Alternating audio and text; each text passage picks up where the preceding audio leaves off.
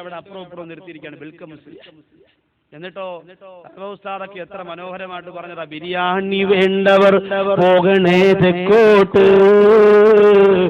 ചോറ്റിനാഗ്രഹമുള്ളവർ വടക്കോട്ട്, വെറും ചോറ് കറിയും പ്രഥമനും കിഴക്കോട്ട്, കൈ കഴുകുവാൻ പോകേണ്ടരാ താഴോട്ട്. അല്ലാഹു മഹാനുഭാവന്റെ ഖബർ വിശാലമാക്കി കൊടുക്കട്ടെ. പോയിട്ടുണ്ടോ അടുത്ത ഖബർ? പോയിട്ടുണ്ടോ സിയാറത്തിന്?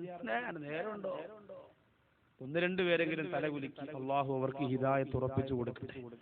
നല്ല സ്ഥലമാണ്. നമ്മളിങ്ങനെ എത്രയോ മക്ബറകൾ പോകുന്നുണ്ട്, എത്രയോ മക്കാമുകൾ പോകുന്നുണ്ട്.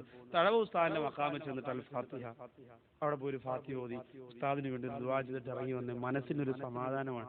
അത് ആരാ അവിടെ കിടക്കുന്ന ഇൽമിന്റെ നിറകുടവാണ്. അസ്റായിൽ വരുന്ന സമയത്ത് വരെയും കിതാബ് കയ്യിൽ വെച്ചുകൊണ്ടിരുന്ന മഹാനാണ്.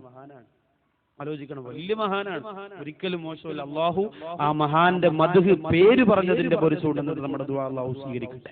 അവരൊന്നും മോശക്കാരല്ല പ്രിയപ്പെട്ടവരെ. അവരൊക്കെ പഠിച്ച ഇൽമിന്റെ കടലാസിന്റെ ഒരു വരി 100 കൊല്ലം ബാക്കി ജീവിച്ചിരുന്നാലും പഠിക്കാൻ പറ്റില്ല. അവരൊക്കെ വലിയ മഹാനുഭാവന്മാരാണ്.